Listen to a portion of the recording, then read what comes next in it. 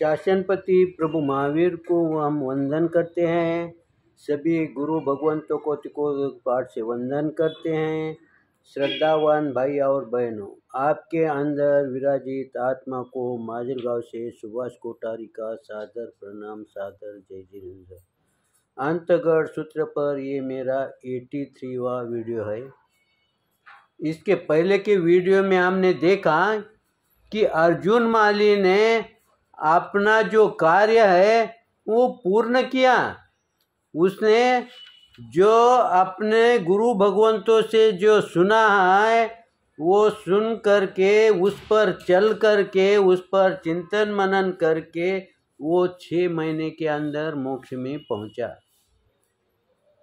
हम उतना पाप करते हैं क्या? फिर हम उतना पाप नहीं करते हुए भी हमारे को मोक्ष क्यों नहीं? इसका क्रोध हमारे को आना चाहिए ना, स्वयं पर आना चाहिए। ऐसा क्यों? तो यहाँ पर थोड़ा गुरु भगवंत हमारे को चिंतन करने के लिए विषय देते हैं कि अर्जुन वाली उन्होंने अपना देह त्याग कैसा किया। उसने पहले सभी से क्षमा मांगी और क्षमा ऐसी मांगी कि 1-2 दिन में मांगी क्या? उसने लगातार 6 माह तक क्षमा मांगते मांगते, यानी 1 दिन में वो हमारा द्वेष नष्ट नहीं होता। इसीलिए अर्जुन माली ने भी प्रतिदिन अपने नगरी के अंदर क्षमा मांगता गया। जैसे हमारा कोई बर्तन हमारे को अगर साफ करने का होगा तो एक समय में हम उसको साफ नहीं कर सकते, हम उसको 2-3 बार साफ करने के पश्चात ही वो साफ होता है। वैसा ही हमारे अनादि काल से जो कर्म का लेप चिपका हुआ है वो एक दफे क्षमा मांगने से पूर्ण नहीं होगा। और जैसे ही एक बार तुम क्षमा मांगी, तुम्हारा मन प्रसन्न हुआ, दूसरे दिन वापिस अगर उससे कोई बचे हुआ कर्म होगा तो वो फिर से जागृत होता है, फिर से हमारे को उसकी भूल ध्यान में आती है, या नहीं भी ध्यान में आई तो भी हम उससे क्षमा अगर मांगते रहेंगे तो हमारा मन प्रफुल्लित होते रहेगा। जैसे अर्जुन वाली ने पहले 1 महीने में 2 महीने में क्षमा मांगने के पश्चात उसको प्रसन्नता मिली या नहीं मिली? उसको प्रसन्नता कैसी मिली? उसको आनंद कैसा आया? उसको आनंद ऐसा आया कि प्रतिदिन उसका आनंद बढ़ता गया। गुरु भगवंत हमें यही समझाते हैं, आज की सामायिक की, कल की सामायिक की, दोनों सामायिक का काल उतना ही है, लेकिन दोनों सामायिक के अंदर हमारे को जो आनंद मिलता है, जो सुख मिलता है, जो शांति मिलती है, उसमें फर्क आना चाहिए। अगर समझो कम होता रहा तो समझना हम पीछे सरक रहे हैं, अगर हमारे को वृद्धि होती होंगी तो समझना हम आगे बढ़ रहे हैं। अब अर्जुन माली को मुक्ति कैसी मिली? मुक्ति इस ढंग से मिली है। प्रभु हमें इस उदाहरण से ये समझाते हैं, अर्जुन माली ने जैसे ही सबसे क्षमा मांग के अपने जो दोष थे उसको कम करते करते नष्ट करते गया, और वो भूतपूर्व के जो कर्म है वो नष्ट किए, साथ साथ वर्तमान में लगे हुए दोष। वर्तमान में कौन से दोष लगने वाले हैं? वर्तमान में जो उसको आहार मिला है, जो उसको गालियां मिली हैं, जो उसको दंड मिला है, उसका उसने संभाव से स्वीकार किया। उसने यही सोचा है कि मेरे को इसमें समता, मेरे को जीना किस लिए है? अब साधना करने के लिए जीना है। मेरा आयुष्य कर्म है इसलिए जीना है, लेकिन मेरे को आयुष्य कर्म बढ़ाने का नहीं है।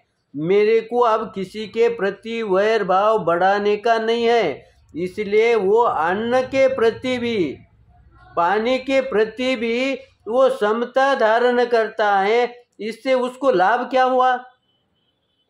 इससे उसको ये लाभ हुआ कि उसके साधना में स्थिरता आ गई।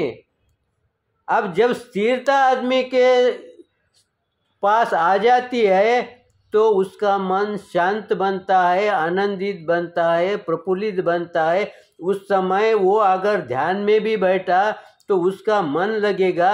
और जब अंतिम समय नज़दीक आएगा उस समय उसका चिंतन चलता है कि मेरा अब किसी से कोई वैर नहीं रहा, और अगर रहा भी तो प्रभु मुझे क्षमा करे। मैं क्षमा मांगने के लिए अभी मैं समर्थ नहीं हूँ। क्यों नहीं समर्थ हूँ? अभी मैं अंतिम सांसें गिन रहा हूँ, इसलिए मैं समर्थ नहीं हूँ। अनजान में किसी का कर्म रहा होगा तो उसके क्षमा मांगने के लिए। लेकिन जब उसने पूरी क्षमा मांगता है, भूतकाल के दोषों के लिए, वर्तमान के दोषों के लिए वो क्षमा मांगता है, तब उसको भविष्य दिखने लगता है। अब उसे दिखता है कि वो प्रभु से कहता है कि देखो प्रभु, मेरा भूतकाल में जो कर्म हुआ है उसके लिए मैंने क्षमा मांगी है, लेकिन अनजान में कोई रही होंगी किसी से क्षमा मांगना, तो आपकी साक्षा से मैं उसे क्षमा मांगता हूँ। और वर्तमान में जो मैं आहार ले रहा हूँ, जिस जिस जीव के साथ मेरा संपर्क आ रहा है, अब यहाँ पर किसी के साथ संपर्क नहीं आ रहा, लेकिन जो बेइंद्रिय तेंद्रिय उनसे तो संपर्क आ रहा है ना उसका। तो वो कहता है कि इस भूमि के आजू बाजू में जो मेरे से कोई बाधक होता होगा जीव, उसके लिए भी मैं क्षमा मांगता हूँ। और हे प्रभु, मेरे को भविष्य के अंदर सही गति दे, सही दिशा दे। ऐसे उसको भाव आते हैं। अब ये भाव कैसे आते हैं? उसके अंतकरण से आते हैं। इसीलिए संतारा कैसा लेना चाहिए? हमारे स्वयं से संतारा लेना चाहिए, स्वयं से ही उसकी क्रिया का पालन करना चाहिए। किसी ने मालूम नहीं, इसीलिए वो एक बार दो बार दिखाएगा, लेकिन हम अपेक्षा ये न करें कि मेरे को इसने बार बार समझाना। बार बार कोई भी समझाएगा नहीं। तुम्हारे को स्वयं की ताकत ही, तुम्हारी स्वयं का ही ज्ञान उसको उपयोग में लगाना पड़ेगा। इसलिए अर्जुन माली ने अपना स्वयं का ज्ञान यहाँ लगाया। फिर हमारी इच्छा नहीं क्या स्वयं का ज्ञान लगाने का? हमारी इच्छा रही तो भी हमारा ज्ञान जागृत नहीं होता। क्यों नहीं होता? क्योंकि उस पर कर्म के आवरण है। अर्जुन माली ने पहले ज्ञान जागृत नहीं किया, पहले उसने अपना दोष सरकाता रहा, पहले अपने दोष को दूर करता रहा, पहले आपने जो भी दोष है, जो भी क्रिया लगी है, उसको पहले हटाता रहा। और जैसे ही वो हटाते हटाते गया तो उसका ऑटोमेटिक वो ज्ञान जागृत होतेगा। उसको ज्ञान जागृत करने की जरूरत नहीं है। इसीलिए हम कभी कभी देखते हैं कोई भाई एक बात सुन लिया, दो बार सुन लिया, उसको याद हो जाता है। लेकिन कोई भाई ऐसा भी होता है 10 बार सुनने के पश्चात भी उसको याद नहीं होता है। इसका कारण ये कि है कि हमारे ऊपर जो कर्म के आवरण है ना, वो ज़्यादा जाड़े हैं, ज़्यादा चिकने हैं, तो फिर उसको हटाना पड़ेगा। और वो एक झटके में नहीं हटेंगे। कोई चीज़ एक झटके में करने की रहती है, लेकिन कोई चीज़ बार बार करना पड़ता है, बार बार उसको धोना पड़ता है, बार बार उसके तरफ ध्यान देना पड़ता है, तो वो हल्के होंगे, वो पतले होंगे। और जैसे जैसे पतले होके वो ऑटोमेटिक बाजू को हट गए कि फिर हमारे को अंदर से ज्ञान प्रकट होता है, जागृत होता है, और हमारे को सभी दिखाई देता है। इसीलिए जो तीर्थंकर है उनको चौथा ज्ञान जागृत होता है दीक्षा लेते के साथ। क्यों जागृत होता है? क्योंकि उनके जो कर्म के आवरण है उन्होंने धीरे धीरे पहले जन्म से पीछे ही कम करते करते आए। अब उन्होंने थोड़ा भी धक्का दिया वो टूट के बाजू को हट गए हैं, तो उनको वो ज्ञान हो गया। वैसा ही हमारे को भी वो ज्ञान प्रकट होता है, लेकिन उसके लिए हमारे को बार बार ये साधना करना पड़ेगी।